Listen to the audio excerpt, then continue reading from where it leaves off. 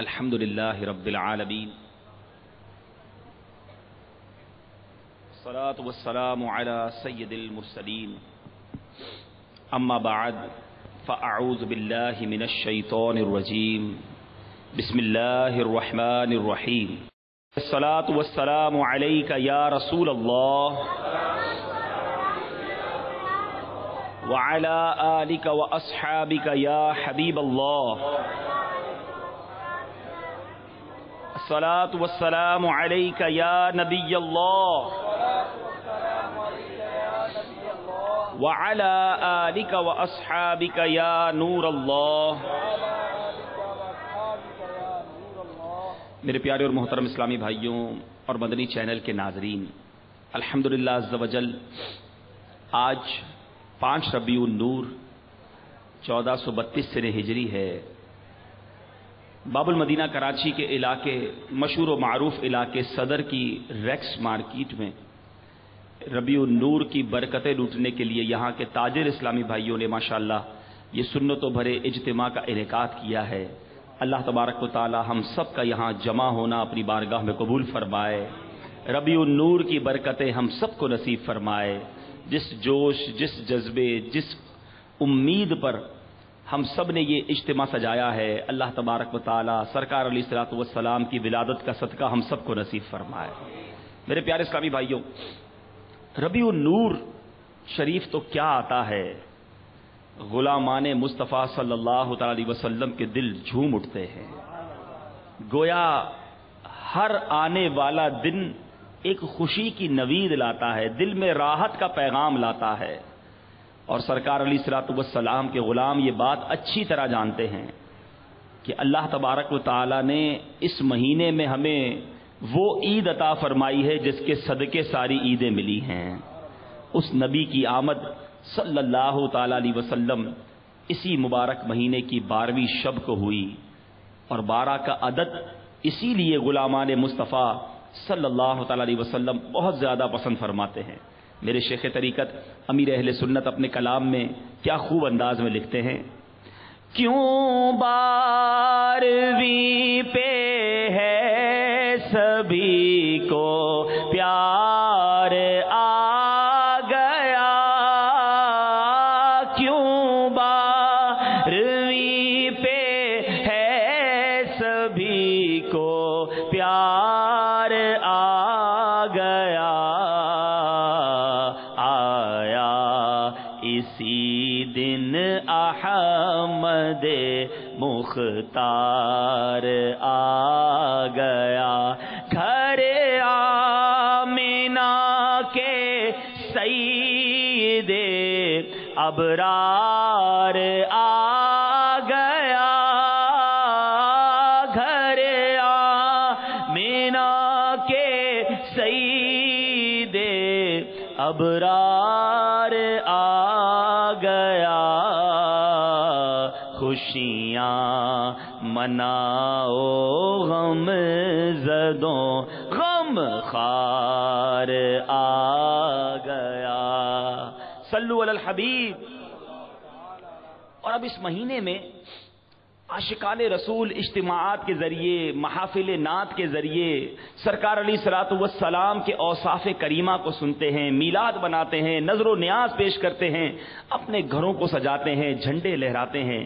الحمدللہ ہر طرف گویا ایک عید کا سما پیدا ہو جاتا ہے، اور ہر مسلمان گویا اپنے حال سے، اپنی زندگی کے حالات سے یہ پیغام دے رہا ہوتا ہے کہ نثار تیری چہل پہل پر ہزاروں عیدیں ربیع الاول، نثار تیری چہل پہل پر ہزار عیدیں ربیع الاول، سوائے ابلیس کے جہاں میں سبھی تو خوشیاں منا رہے ہیں۔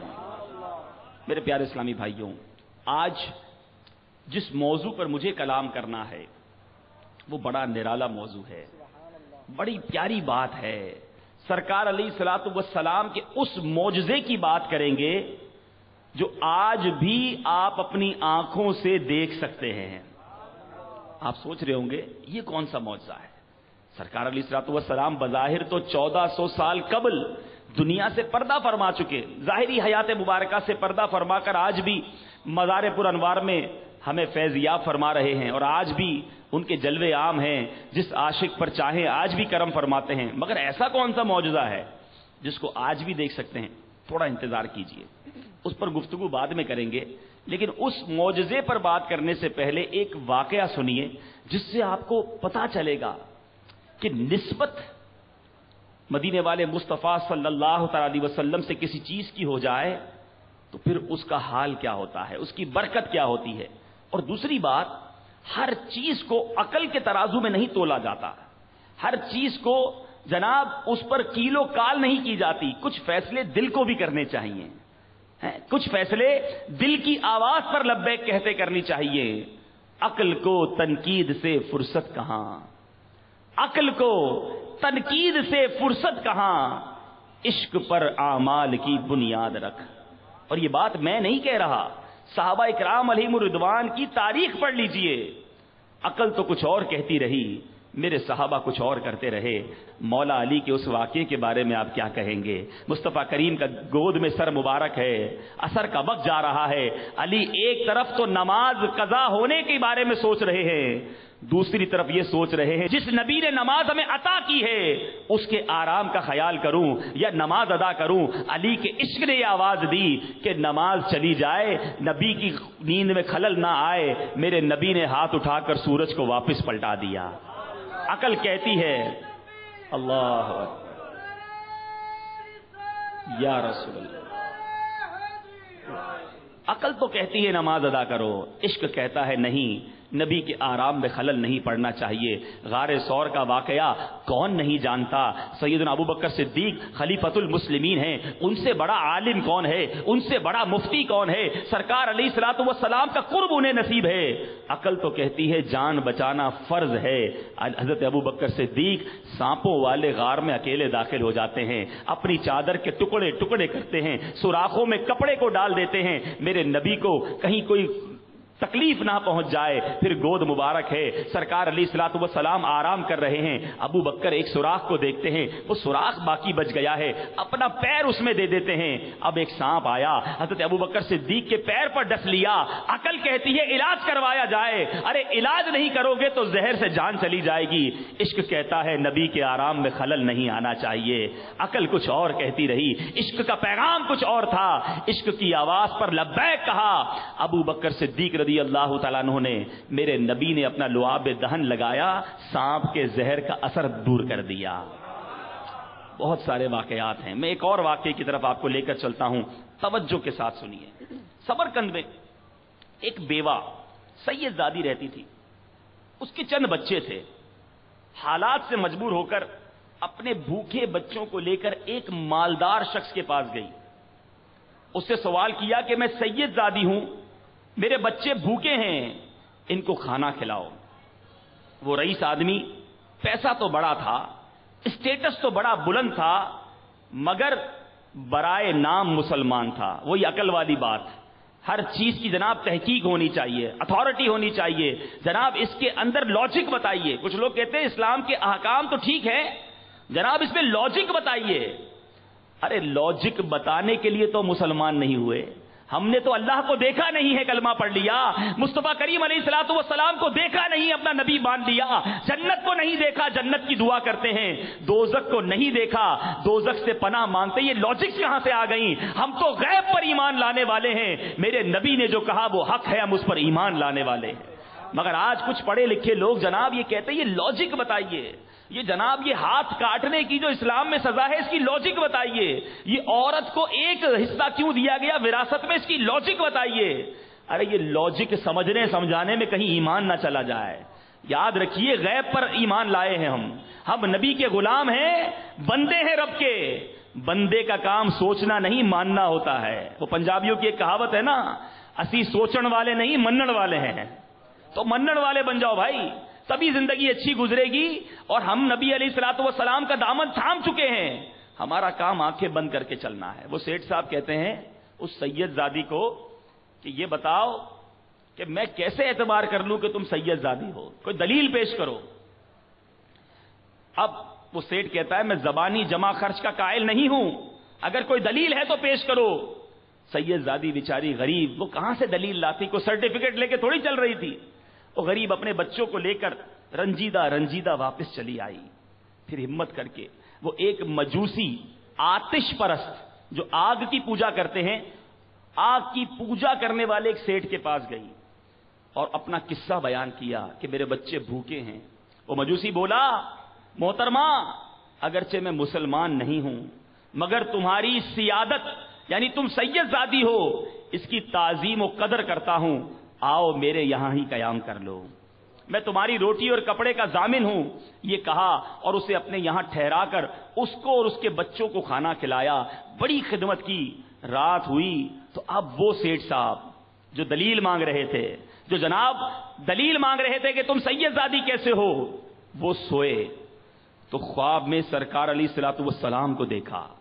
ایک بہت بڑے نورانی محل کے پاس تشریف فرما تھے. اس رئیس نے عرض کی، یا رسول اللہ صلی اللہ تعالی علیہ وسلم، یہ نورانی محل کس کے لیے ہے؟ حضور اکرم نور مجسم صلی اللہ تعالی علیہ وسلم نے فرمایا مسلمان کے لیے ہے. وہ بولا حضور میں بھی تو مسلمان ہوں، مجھے عطا فرما دیجئے. سرکار علیہ الصلوۃ والسلام نے فرمایا اگر تو مسلمان ہے تو اپنے اسلام کی کوئی دلیل پیش کر.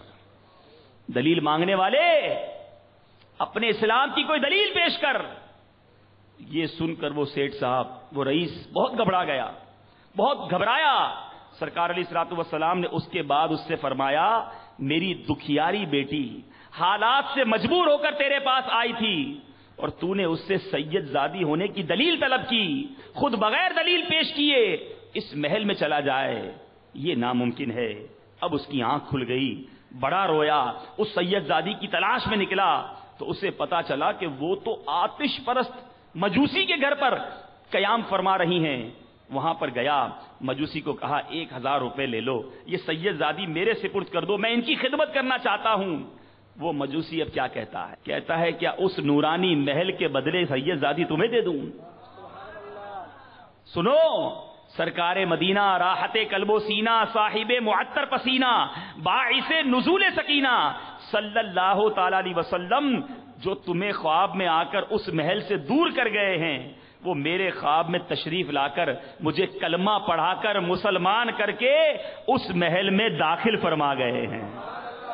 الحمدللہ اب میں بیوی بچوں سمیت مسلمان ہو چکا ہوں اور مجھے سرکار علیہ الصلوۃ والسلام یہ بشارت دے گئے ہیں کہ تو اور تیرے اہل و عیال سب جنتی ہیں. میرے پیارے اور محترم اسلامی بھائیوں اور مدنی چینل کے ناظرین، every time we ask for the logics, ہر وقت دلیلیں طلب نہیں کی جاتی. یاد رکھیے، دلیل طلب کرنے والا برائے نام مسلمان تو جنت سے محروم رہ گیا، اور نسبت رسول کا لحاظ کر کے بغیر دلیل آقا و مولا صلی اللہ تعالی علیہ وسلم کی تعظیم و ادب کرنے والا مجوسی تھا، مسلمان نہ تھا، کلمہ بھی نصیب ہوا، گھر والے بھی مسلمان ہوئے اور جنت میں داخلہ بھی نصیب ہو گیا. بات بات پر دلیل طلب کرنا یہ بہت بڑے خسارے کا باعث ہو سکتا ہے. مثال کے طور پہ آپ نے کہا جناب یہ اسلامی جو رول ہے، یہ مغرب میں 3 نمازیں 3 فرض کیوں ہیں اور جناب عشاء میں 4 کیوں ہیں؟ اس کی دلیل دیجئے، اس کی لاجک بتائیے. اب آپ لاجیکل آدمی تھے، آپ کو لاجک سمجھ ہی نہیں آئی. معاذ اللہ، جب لاجک اور دلیل طلب کرنے کی عادت ہوتی ہے نا اور وہ بات سمجھ نہیں آتی تو پھر انسان اسلامی احکام سے بھی دور ہو جاتا ہے کہ نہیں یار میری تو سمجھ نہیں آتا یہ قانون. معاذ اللہ، تو ہمیشہ بندے کا کام بندگی کرنا ہے. رب کا حکم آ گیا، شریعت کا حکم آ گیا، اب میری عقل کچھ بھی نہیں ہے. علماء فرماتے ہیں سرکار علیہ الصلوۃ والسلام کو رب تعالی نے اتنی عقل عطا فرمائی کہ ساری دنیا صرف اس وقت موجود لوگوں کی نہیں بلکہ شروع سے لے کر آج تک اور آئندہ بھی جتنے دنیا میں انسان آئیں گے، اس وقت انسان 6.5 ارب کے قریب دنیا میں موجود ہیں. ساری 1400 سال اور اس سے پہلے کی تاریخ اٹھائیں، اربوں خربوں لوگ آئے اور آئیں گے. سب کی عقل کو ایک طرف کر لیا جائے اور کعبے کے بدر الدجا، طیبہ کے شمس الضحا، دافع جملہ بلا، شافع یوم جزا صلی اللہ تعالی علیہ وسلم کی عقل مبارک کو ایک طرف رکھا جائے. علماء فرماتے مثال ایسے ہے کہ ساری دنیا کے ریگستانوں کو جمع کیا جائے، سارا ریگستان ایک طرف اور اس ریت کا ذرہ ایک طرف. دنیا کی ساری عقل ذرے کی مانند ہے اور میرے آقا کی عقل مبارک پوری دنیا کے سارے ریگستانوں کے ذروں کی مانند ہے. اعلی حضرت جبھی تو لکھتے ہیں آقا تیرے آگے یوں ہیں دبے لچے فصحا عرب کے بڑے بڑے. یا رسول اللہ تیرے آگے یوں ہیں دبے لچے فصحا عرب کے بڑے بڑے. کوئی جانے منہ میں زبان نہیں بلکہ جسم میں جان نہیں. میں نثار تیرے کلام پر ملی یوں تو کس کو زبان نہیں. وہ سخن ہے جس میں سخن نہ ہو وہ بیاں ہے جس کا بیاں نہیں. وہ کمال حسن حضور ہے کہ گمان نقش جہاں نہیں. یہی پھول خار سے دور ہے یہی شمع ہے کہ دھواں نہیں. تو میرے پیارے اسلامی بھائیوں عقل کے معاملات کو سائیڈ پہ کیجئے اور دل کی آواز عشق کی آواز پر لبیک کہتے ہوئے اسلامی قوانین اسلامی تعلیمات پر عمل کرنا چاہیے. اب یہ بات کرنے کے بعد آپ کو یہ بات سمجھ آ گئی ہوگی کہ اب نسبت رسول کی کس قدر اہمیت ہے. بھینی خوشبو سے مہک جاتی ہیں گلیاں واللہ بھینی خوشبو سے مہک جاتی ہیں گلیاں واللہ کیسے پھولوں میں بسائے ہیں تمہارے گیسو. سرکار مدینہ سرور سینہ فیض گنجینا صلی اللہ تعالی علیہ وسلم کے منہ مبارک کا ذکر خیر کرتے ہیں. سرکار مدینہ صلی اللہ تعالی علیہ وسلم کی ہر ادا لاجواب اور ہر عضو بے مثال اور حسن و جمال اللہ اللہ. سب سے پہلے حضرت یوسف کا نام پاک لوں سب سے پہلے حضرت یوسف کا نام پاک لوں میں گناؤں گر تیرے امیدواران جمال. میرے آقا علیہ الصلوۃ والسلام جہاں جہاں تشریف لے جائیں رحمت کے بادل چھا جائیں خوشبوؤں سے فضا معطر ہو جائے گلیاں مہک جائیں رات کو مسکرائیں تو آگے کے دندان مبارک کی کھڑکیوں سے نور کی شعاعیں پھوٹ پڑیں اور اندھیرے کمرے روشن ہو جائیں.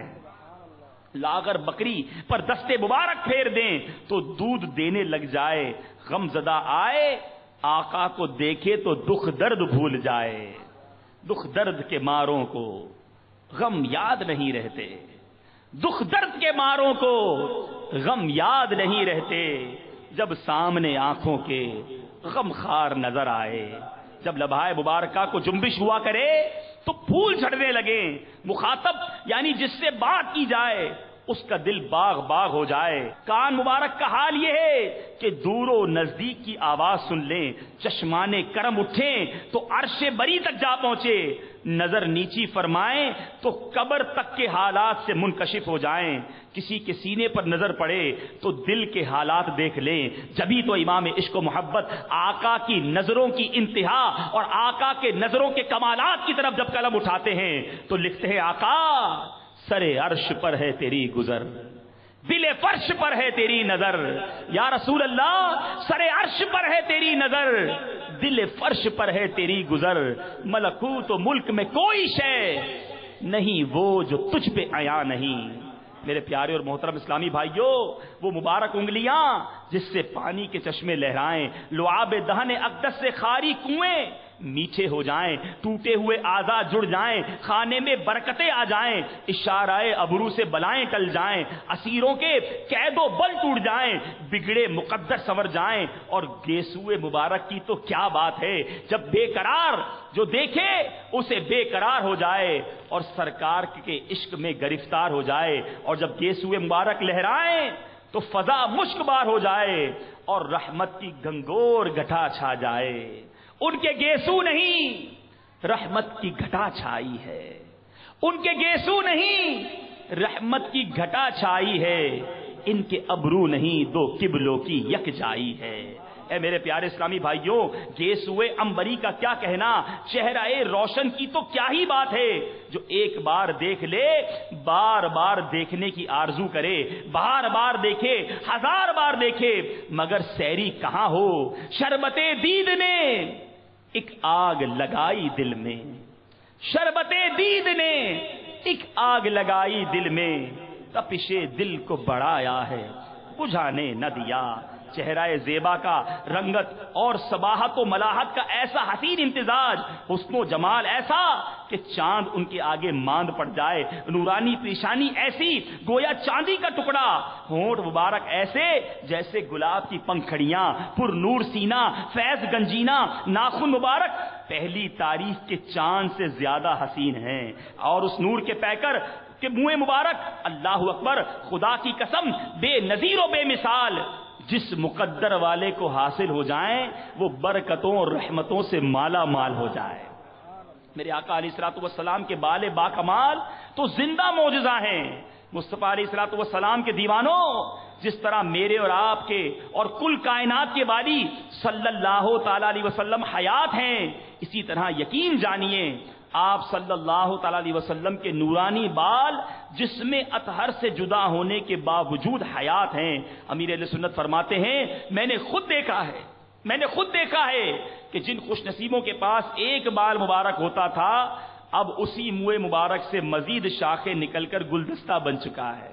آپ نے بھی دیکھا ہوگا جن کے گچھے سے لچھے جڑیں نور کے، ان ستاروں کی نزہت پہ لاکھوں سلام، الغرض ان کے ہر منہ پہ بے حد درود، ان کی ہر خو و خصلت پہ لاکھوں سلام۔ ہمارے پیارے آقا علیہ الصلوۃ والسلام کی کمالات میں یہ بھی ایک وصف ملتا ہے کہ آپ کے وجود مسعود پر کبھی مکھی نہیں بیٹھی، اسی طرح آج بھی سرکار علیہ الصلوۃ والسلام کے منہ مبارک پر مکھی نہیں بیٹھتی۔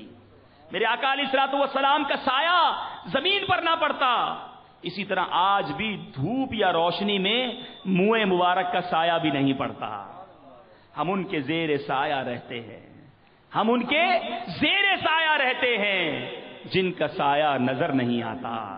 تاریخ اگر ڈھونڈے گی ثانی محمد، ارے ثانی تو بڑی چیز ہے، سایہ نہ ملے گا۔ اے میرے پیارے اور محترم اسلامی بھائیوں، اللہ تبارک و تعالی نے قرآن مجید میں رب العالمین نے سرکار علیہ الصلوۃ والسلام کے گیسوئے مبارک کی قسم یاد فرمائی ہے۔ ایسے پیارے بال ہیں کہ رب قرآن میں تذکرہ فرما رہا ہے۔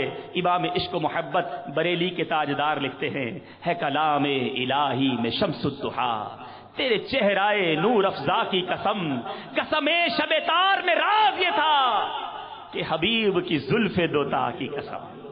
اے میرے پیارے اسلامی بھائیوں، منہ مبارک کی برکتیں آج بھی موجود ہیں۔ سیدنا خالد بن ولید جن کو لوگ سیف اللہ کے نام سے یاد کرتے ہیں، اللہ کی تلوار، اللہ کا شیر، آج بھی تاریخ مورخین اگر فاتحین اسلام کا تذکرہ کرتی ہے تو خالد بن ولید رضی اللہ تعالیٰ عنہ کا تذکرہ سنہرے حروف میں کیا جاتا ہے۔ آج میں آپ کو وہ راز بتانے جا رہا ہوں کہ خالد بن ولید نے اگر اتنی ساری فتوحات حاصل کی ہیں، اتنی جنگوں میں اگر انہیں فتح ملی ہے، اس کا راز کیا تھا؟ سنیے حضرت سیدنا خالد بن ولید سیف اللہ، اللہ کی تلوار کے لقب سے یاد کیے جاتے ہیں۔ خود کیا فرماتے ہیں؟ شفا شریف میں ہے، خوش قسمتی سے سرکار عالی وقار صلی اللہ تعالی علیہ وسلم کے بال مبارک میرے پاس تھے، میں ان کو اپنی ٹوپی میں آگے کی طرف سی رکھتا تھا۔ ان مقدس بالوں کی برکت تھی کہ عمر بھر جہاد میں مجھے فتح و نصرت حاصل ہوتی رہی۔ ارے میرے آقا کا بال ہے، خالد بن ولید فتح حاصل کرتے چلے جا رہے ہیں۔ جنگ یرموک کا موقع ہے، سیدنا خالد بن ولید کی جان پر بن چکی تھی، مگر پیارے آقا علیہ الصلوۃ والسلام کے پیارے پیارے مبارک بال کیسے کام آئے؟ چنانچہ منقول ہے کہ جنگ یرموک میں حضرت سیدنا خالد بن ولید للکارتے ہوئے لشکر کفار کی طرف بڑھے، ادھر سے ایک پہلوان آ نکلا جس کا نام نستور تھا۔ دونوں میں دیر تک مقابلہ ہوتا رہا۔ حضرت سیدنا خالد بن ولید رضی اللہ تعالیٰ عنہ کا گھوڑا ٹھوکر کھا کر گر گیا۔ خالد بن ولید زمین پر تشریف لے آئے، آپ کی ٹوپی مبارک زمین پر جا پڑی، نستور اب آپ کے پیٹھ مبارک پر سوار ہو گیا۔ اس وقت سیدنا خالد بن ولید اپنے رفقا، اپنے ساتھیوں کو پکار کر رہے تھے، میری ٹوپی مجھے دے دو، اللہ تم پر رحم فرمائے۔ ایک شخص جو آپ کے قبیلے سے تعلق رکھتا تھا دوڑ کر آیا اور ٹوپی آپ کو اٹھا کر پیش کر دی، آپ نے اسے پہن لیا۔ اب نستور کا مقابلہ کیا اور اس کو واصل بجہنم کر دیا۔ جنگ ختم ہوئی، رفقا نے کہا عجیب بات ہے، لڑائی ہو رہی ہے، دشمن آپ کی پیٹھ پر سوار ہے، آپ ٹوپی پکار رہے ہیں، ٹوپی کے بارے میں کہہ رہے ہیں۔ سیدنا خالد بن ولید فرماتے ہیں یہ ٹوپی عام ٹوپی نہیں ہے، اس ٹوپی مبارک میں سرکار عالی وقار شفیع روز شمار جناب احمد مختار صلی اللہ تعالی علیہ وسلم کے مبارک بال ہیں جو مجھے میری جان سے زیادہ عزیز ہیں۔ ہر جنگ میں اگر خالد نے کسی وجہ سے فتح حاصل کی ہے تو ان مبارک بالوں کا صدقہ ہے، اور اسی لیے میں بے قراری سے اس ٹوپی کو طلب کرتا رہا، یعنی کہیں ایسا نہ ہو کہ ان کی برکت میرے پاس نہ رہے اور وہ غیر مسلموں کے ہاتھ لگ جائے۔ اے میرے پیارے اور محترم اسلامی بھائیوں، سیدنا خالد بن ولید ہی فقط دیوانے نہ تھے بال مبارک کے، مزید سنیے کہ کس طرح صحابہ کرام علیہم الرضوان سرکار علیہ الصلوۃ والسلام کے بال مبارک کے دیوانے تھے۔ میرے پیارے اسلامی بھائیوں، صحابہ کرام کے نزدیک ان مبارک بالوں کی کتنی قدر و شان تھی، اور وہ جلیل القدر صحابی کے بارے میں آپ نے سنا کہ خالد بن ولید کس طرح اس کی ماشاءاللہ حفاظت کیا کرتے تھے۔ سرکار ذی وقار مدینے کے تاجدار صلی اللہ تعالی علیہ وسلم اپنے نورانی ہاتھوں سے اپنے غلاموں کو اپنے منہ مبارک خود تقسیم فرماتے۔ چنانچہ شیخین کریمین امام بخاری اور امام مسلم سیدنا حضرت انس رضی اللہ تعالیٰ عنہ سے روایت کرتے ہیں کہ نبی کریم سرکار دو عالم صلی اللہ تعالیٰ علیہ وسلم حج کا موسم تھا، کنکریاں ماری، مینا میں اپنی منزل میں تشریف لائے، قربانی کی، پھر خادم کو بلایا، اپنے سر اقدس کا دایاں حصہ دیا، اس نے حلق کیا یعنی بال مبارک اتارے، حضرت سیدنا ابو طلحہ انصاری کو بلا کر انہیں بال مبارک عنایت فرمائے، پھر بایاں حصہ خادم کی طرف کر کے حلق کا حکم فرمایا، اس نے بھی حلق کیا، پھر ان بالوں کو حضرت سیدنا ابو طلحہ انصاری کو عطا فرمائے، پھر میرے آقا نے فرمایا بالوں کو ان لوگوں میں بانٹ دو۔ پتا چلا کہ تبرک تقسیم کرنا اور تبرک لوگوں تک پہنچانا یہ سرکار علیہ الصلوۃ والسلام کی تعلیمات کا حصہ ہے۔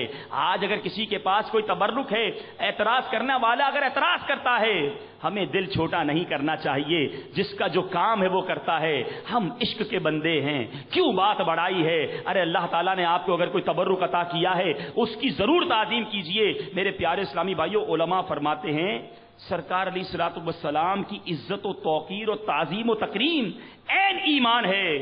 آپ صلی اللہ تعالی علیہ وسلم کی شان میں معمولی سی گستاخی، بے ادبی بھی کفر ہے۔ چنانچہ حضرت سیدنا علی کرم اللہ تعالی وجہہ الکریم فرماتے ہیں میں نے دیکھا کہ تاجدار مدینہ صلی اللہ تعالی علیہ وسلم اپنا ایک منہ مبارک ہاتھ میں لیے ہوئے فرما رہے ہیں، جس نے میرے ایک بال مبارک کو بھی ایذا دی تو اس پر جنت حرام ہے۔ سرکار علیہ الصلوۃ والسلام کہ ایک منہ مبارک کی بھی توہین کرے، حضرت علامہ یوسف بن اسماعیل نبہانی نے حضرت امام فخر الدین رازی کا یہ قول نقل کیا ہے کہ جو میرے آقا کے ایک منہ مبارک کی بھی توہین کرے گا میں اسے کافر کہوں گا۔ تو پتا چلا یہ تبرکات کی تعظیم ہم پر ضروری ہے۔ جب کبھی سرکار ابد قرار شفیع روز شمار صلی اللہ تعالی علیہ وسلم اپنے بال مبارک ترشواتے تو صحابہ کرام کسی منہ مبارک کو زمین پر نہ گرنے دیتے، بلکہ تبرکن اپنے پاس بحفاظت رکھ لیتے۔ چنانچہ حضرت سیدنا امام مسلم حضرت سیدنا انس رضی اللہ تعالیٰ عنہ سے روایت کرتے ہیں کہ حضرت انس فرماتے ہیں میں نے سرکار مدینہ صلی اللہ تعالی علیہ وسلم کو دیکھا، خادم آپ کے منہ مبارک تراش رہا ہے اور صحابہ کرام آپ کے ارد گرد پروانہ وار پھر رہے ہیں، آپس میں یہ ارادہ رکھتے ہیں کہ منہ مبارک ان کے ہاتھوں میں تشریف لے آئیں۔ میرے پیارے اور محترم اسلامی بھائیوں، یہ سرکار علیہ الصلوۃ والسلام کی نسبت کی برکت دیکھیے۔ بخاری شریف کی حدیث سنانے جا رہا ہوں، حضرت سیدنا عثمان بن عبداللہ فرماتے ہیں میری بیوی نے مجھ کو ایک پانی کا پیالہ دے کر ام المومنین حضرت ام سلمہ کے پاس بھیجا، کیونکہ میری بیوی کی عادت تھی جب کسی کو نظر لگتی یا کوئی بیمار ہو جاتا تو وہ برتن میں پانی ڈال کر حضرت ام سلمہ رضی اللہ تعالی عنہا کے پاس بھجوایا کرتی، اس لیے کہ ان کے پاس سرکار علیہ الصلوۃ والسلام کا ایک منہ مبارک تھا جو چاندی کی نلی میں رکھا ہوا تھا، وہ اس کو نکالتی پانی میں ڈال کر ہلاتی اور وہ مریض پانی پی لیتا تو اس کو شفا حاصل ہو جاتی۔ یہ بخاری شریف میں حدیث موجود ہے. ارے تبرکات کی کیسی حقیقت ہے کہ آج بھی منہ مبارک جن کے پاس موجود ہیں بہت خوش نصیب ہیں وہ اسلامی بھائی. بلکہ میرے پیارے اسلامی بھائیوں ہمارے اسلاف کا طریقہ رہا ہے کہ تبرکات نہ صرف زندگی میں اپنے پاس رکھتے بلکہ جب قبر میں جاتے تو وصیت کر کے جاتے کہ مجھے تبرکات کے ساتھ تدفین کرنا. آج بھی جو سرکار کے عشاق کا طریقہ ہے, کسی کی قبر میں عہد نامہ رکھتے ہیں, کسی کی قبر میں مدینہ پاک کا کوئی تبرک رکھتے ہیں, کسی کی قبر میں جناب کوئی تبرک رکھتے ہیں. بہت اچھا طریقہ, اور یہ طریقہ صحابہ کرام کا طریقہ ہے. سنیے حضرت سیدنا امیر معاویہ رضی اللہ تعالیٰ عنہ کاتب وحی ہیں, آپ کے پاس سرکار علیہ الصلوۃ والسلام کی قمیض مبارک, چند منہ مبارک اور ناخن مبارک تھے. جب ان کا آخری وقت آیا, دنیا سے پردہ فرمانے کا وقت آیا, تو وصیت کی کہ سرکار علیہ الصلوۃ والسلام کی قمیض مبارک میرے کفن کے بیچ میں رکھ دینا, نیز ناخن شریف اور منہ مبارک میری منہ اور آنکھوں کے درمیان رکھ دینا, آنکھوں پہ رکھ دینا, اور مجھے ارحم الراحمین کی رحمت پر چھوڑ دینا. آئے ہائے, جس کے قبر کے اندر, جس مبارک صحابی کے قبر میں سرکار کے منہ مبارک چلے جائیں اور ناخن مبارک ہوں, پھر اسے کیا چاہیے؟ گویا وہ تو فرشتوں کو یہ جواب دے رہا ہوگا. مجھے وہ شعر یاد آ رہا ہے, فرشتے پوچھتے ہو مجھ سے کہ کس کی امت ہو, فرشتوں پوچھتے ہو مجھ سے کس کی امت ہو, یہ دیکھ لو یہ ہے تصویر یار آنکھوں میں. صلو علی الحبیب. اپنے مردوں کو, اپنے رشتہ داروں کو جب بھی تدفین کریں تبرکات قبر میں ضرور رکھنے چاہیے, اور اپنی وصیت بھی کر کے جانا چاہیے کہ جب میں قبر میں جاؤں تو ماشاءاللہ کئی بار زمزم شریف کفن پر لگایا جاتا ہے, بعض اوقات مدینہ پاک کی کچھ تبرکات رکھے جاتے ہیں, بالکل رکھنا چاہیے. غلاف کعبہ بعض اوقات اسلام بھائی رکھتے ہیں, تو یہ بہت نعمت والی بات ہے, برکت والی بات ہے کہ قبر میں ایسی مبارک چیزیں ہمارے ساتھ ہونی چاہیے. میرے پیارے اور محترم اسلامی بھائیوں اور مدنی چینل کے ناظرین, حضرت انس رضی اللہ تعالیٰ عنہ کیا وصیت فرماتے ہیں؟ فرمایا سرکار مدینہ صلی اللہ تعالی وسلم کے مقدس بالوں میں سے ایک منہ مبارک ہے, میری وفات کے بعد اس کو میری زبان کے نیچے کر دینا. چنانچہ میں نے حسب وصیت بال مبارک ان کی زبان مبارک کے نیچے رکھ دیا اور وہ اسی حالت میں دفن کیے گئے. تو پتہ چلا میرے پیارے اسلامی بھائیوں, یہ صحابہ کرام کا طریقہ رہا کہ وہ تبرکات کی زیارت بھی کرتے, تبرکات کی حفاظت بھی کرتے, تبرکات سے برکت بھی حاصل کرتے, اور مرنے کے بعد قبر میں ساتھ بھی لے جاتے. تو آج سرکار علیہ الصلوۃ والسلام کے اس عظیم معجزے کا ہم نے تذکرہ کیا جو آج بھی اپنے جلوے لٹا رہا ہے. یہاں میرے پیارے اور محترم اسلامی بھائیوں, اب اپنے بیان کو آخر کی طرف لے جاتے ہوئے ایک اہم بات, ایک اہم مدنی پھول آپ کی طرف بڑھانا چاہتا ہوں. چونکہ یہاں پر ماشاءاللہ تاجر اسلامی بھائی بھی بیٹھے ہیں, یہاں ماشاءاللہ کام کاج کرنے والے, بزنس سے تعلق رکھنے والے اسلامی بھائی بیٹھے ہیں. میرے پیارے اسلامی بھائی, ابھی ہم نے ایک امام فخر الدین رازی کا بھی قول سنا اور سرکار علیہ الصلوۃ والسلام کی حدیث بھی سنی, جس کا مفہوم ہے کہ جس نے میرے ایک بال کو بھی تکلیف دی, میرے آقا علیہ الصلوۃ والسلام فرماتے ہیں, تو اس کے بارے میں ہم نے سنا کہ سرکار علیہ الصلوۃ والسلام نے اپنی ناراضگی کا اظہار فرمایا. تو ہمیں چاہیے, سرکار علیہ الصلوۃ والسلام نے فرمایا جس نے میرے ایک بال مبارک کو بھی ایذا دی تو اس پر جنت حرام ہے. اب سوچیں کہ صبح سے لے کر شام تک کہیں ایسے اعمال تو ہم نہیں کرتے کہ سرکار علیہ الصلوۃ والسلام کو تکلیف پہنچتی ہے. آپ کہیں گے اب کیسے تکلیف پہنچے گی؟ حدیث پاک کا مفہوم ہے, میرے آقا فرماتے ہیں کہ میرے مزار میں بھی مجھ پر امت کے اعمال پیش کیے جاتے ہیں. اگر میں اپنی امت کی نیکیاں دیکھتا ہوں تو خوش ہو جاتا ہوں, رب کی بارگاہ میں شکر ادا لاتا ہوں, شکر بجا لاتا ہوں, اور جب اپنی امت کے گناہ دیکھتا ہوں تو مجھے دکھ ہوتا ہے, مجھے تکلیف پہنچتی ہے. اے مسلمانوں, سوچئے کہیں ایسا تو نہیں کہ گناہ کر کر کے نبی پاک صاحب لولاق صلی اللہ تعالی علیہ وسلم کو مزار پر انوار میں تکلیف پہنچا رہے ہوں؟ نہیں, یہ نمک حلالی نہیں ہے. ہمیں آقا علیہ الصلوۃ والسلام کو خوشیاں پہنچانی چاہیے. ہماری سنتوں پر عمل کے جذبے کے تحت ہماری نمازوں کی پابندیاں ہوں, ہمارا کاروبار اسلامی قوانین کے مطابق ہو, اور آقا علیہ الصلوۃ والسلام ہم سے خوش ہو جائیں. یقین جانیے اگر وہ خوش ہو گئے, وہ راضی ہو گئے, آقا کی نگاہ کرم پڑ گئی تو ہم سب کا بیڑا پار ہو جائے گا. اور اگر مدینے والے مصطفیٰ صلی اللہ تعالی علیہ وسلم ہی ناراض ہو گئے پھر کون سا آسرا باقی رہے گا؟ وہی شفیع روز شمار ہیں، انہی کے صدقے تو ہم نے جنت میں جانا ہے۔ تو آج اس اجتماع میں آئے ہیں، اپنی زندگی کو پریویو کریں۔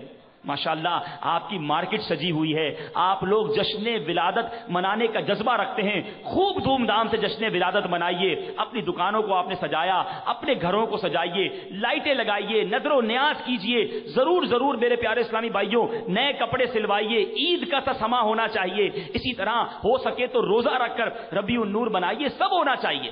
اس کے ساتھ ساتھ میرا جسم بھی تو سجنا چاہیے، میرا چہرہ بھی تو سجنا چاہیے، میرا کاروبار بھی تو سجنا چاہیے۔ جناب کام حرام کا کر رہا ہوں، کاروبار حرام پر مشتمل ہے اور جشن ولادت کی خوشیاں منا رہا ہوں۔ میرے پیارے اسلامی بھائیوں اپنے آپ کو ہم نے پیوریفائی کرنا ہے۔